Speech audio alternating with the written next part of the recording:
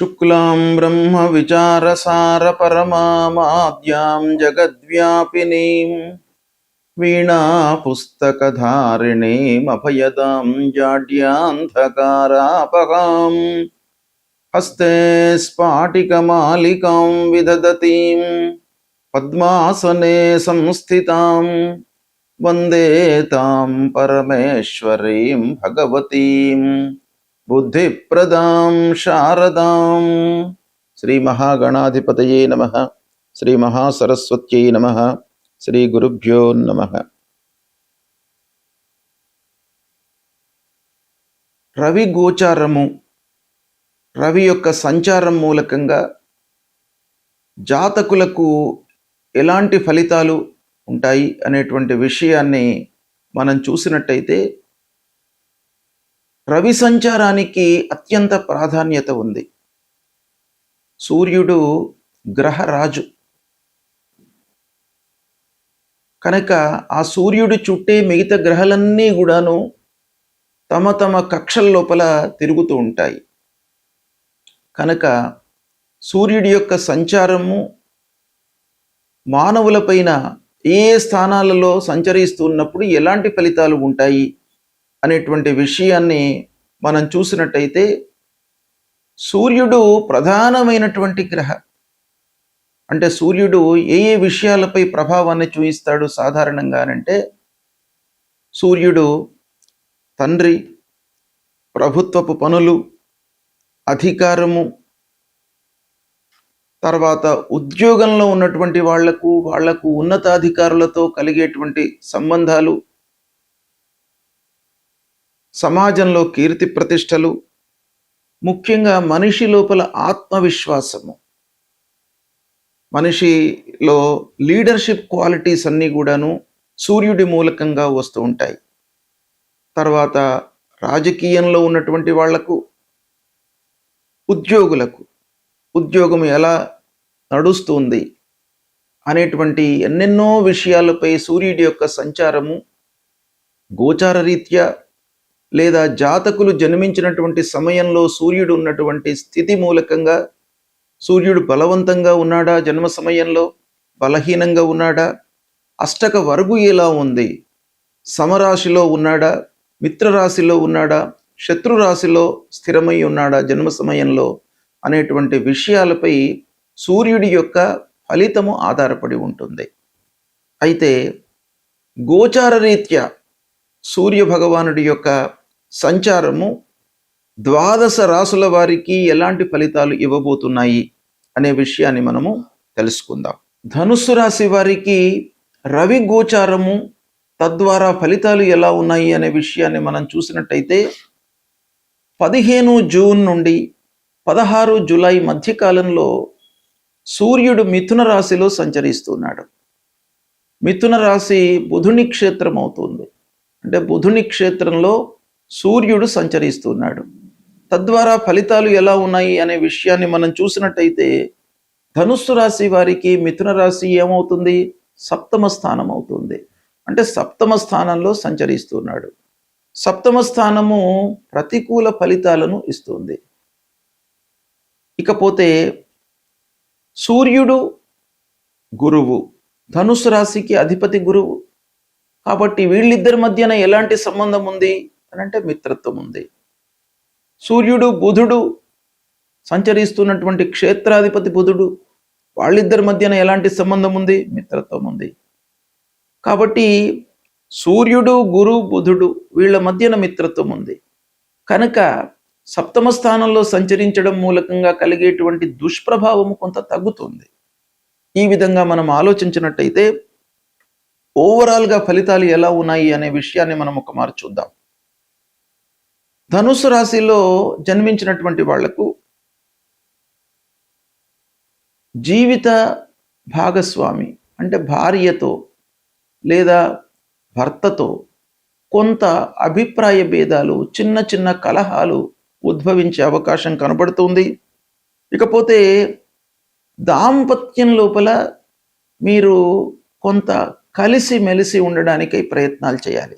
అంటే అహంకారము, అహంభావంలోకి వెళ్లకుండా అన్యోన్యతకు ప్రాధాన్యత ఇస్తూ కొంత తగ్గి ఉండడము మీరు అలవర్చుకున్నట్టయితే తప్పకుండా మీకు మంచి కలుగుతుంది. ఇకపోతే వ్యాపారస్తులు పార్ట్నర్షిప్లో చేస్తున్నటువంటి వాళ్లకు కొంత అనుకూలతనే గోచరిస్తుంది. కాబట్టి మీరు స్పష్టంగా నిర్ణయాలు తీసుకోండి, తద్వారా మీకు లాభము చేకూరుతుంది. ఇక ఉద్యోగస్తులకు తోటి ఉద్యోగులతో అన్యోన్యత, స్నేహము పెంచుకోవడానికై ప్రయత్నాలు చేయండి. అంటే సహ ఉద్యోగుల యొక్క సహకారం మీకు కొంత తగ్గుతుంది ఈ సమయం లోపల. కనుక మీ వైపు నుండి వాళ్లకు ప్రాధాన్యత ఇస్తూ వాళ్లతో మీరు మంచి మాటను డెవలప్ చేసుకోవడానికై ప్రయత్నాలు చేయండి. ఇకపోతే వ్యాపార ఒప్పందాలు చేసుకునేటప్పుడు ఆర్థిక లావాదేవీలలో కొంత జాగ్రత్త వహించండి. కోర్టు వ్యవహారాలలో కొంత ఆలస్యం కనబడుతుంది. ఆదాయ మార్గాలను మీరు అన్వేషిస్తారు. ఖర్చులు పెరిగేటువంటి అవకాశం కూడాను ఒక పక్కన కనబడుతుంది. ఇకపోతే విద్యార్థులు చదువుకునేటువంటి వాళ్ళ విషయం చాలా ముఖ్యం గనక ధనుస్సు రాశిలో జన్మించినటువంటి వాళ్ళు విద్యార్థులైనట్టయితే ఏకాగ్రత, శ్రమ మట్టుకు అవసరము.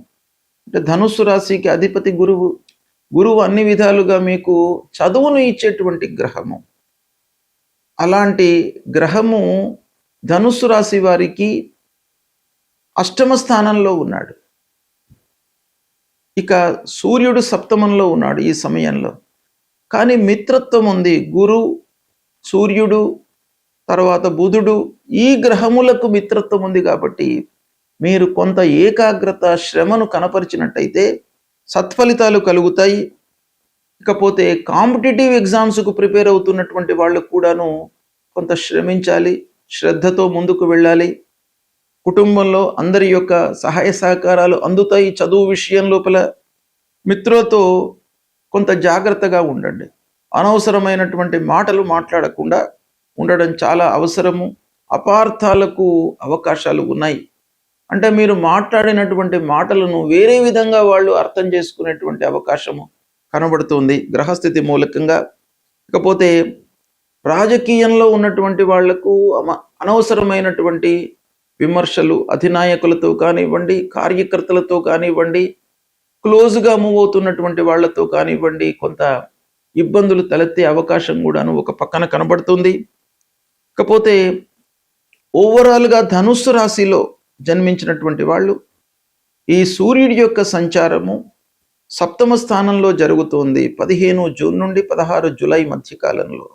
కాబట్టి మీరు కొన్ని ధార్మికమైనటువంటి పనులపై మనస్సు నిలపండి. మీకు అనుగ్రహం లభించడం మూలకంగా సత్ఫలితాలు కలుగుతాయి. సూర్యుడి యొక్క సంచారము ప్రతికూలంగా ఉన్నప్పుడు, అంటే సూర్యుడు జన్మస్థానము, ద్వితీయ స్థానము, అర్ధాష్టమ స్థానము అంటే 4వ స్థానము, పంచమ స్థానము, సప్తమ స్థానము, అష్టమ స్థానము, నవమ స్థానము, ద్వాదశ స్థానము, ఈ స్థానాలలో సంచరిస్తున్నప్పుడు మనకు గోచార రీత్యా ప్రతికూలమైనటువంటి ఫలితాలను ఇస్తాడు. కాబట్టి ఈ గోచారంలో అంటే ఈ స్థానాలలో సంచరిస్తున్నప్పుడు మనము తప్పకుండా పరిహారాలు చేసుకోవాలి. అంటే పరిహారాలు చేసుకునే ముందు ఆ సూర్యుడి విషయమై, సూర్యుడి యొక్క సంచారం విషయమై మనము కూలంకషంగా తెలుసుకోవాలి. ఇప్పుడు గోచార రీత్యా ఎలాంటి స్థానాల్లో సంచరిస్తున్నాడు, జన్మ సమయంలో సూర్యుడు ఎలా ఉన్నాడు, బలవంతంగా ఉన్నాడా, బలహీనంగా ఉన్నాడా, మిత్రక్షేత్రంలో సంచరిస్తున్నాడా, శత్రుక్షేత్రంలో ఉన్నాడా, శుభ దృష్టి ఉంది ఆ సూర్యుడి పైన, లేదా అష్టక వర్గులో ఎన్ని పాయింట్స్తో ఉన్నాడు, ఇవన్నీ కూడాను కూలంకషంగా మనము చూసుకొని సూర్యుడికి సంబంధించినటువంటి పరిహారాలు చేసుకోవాలి.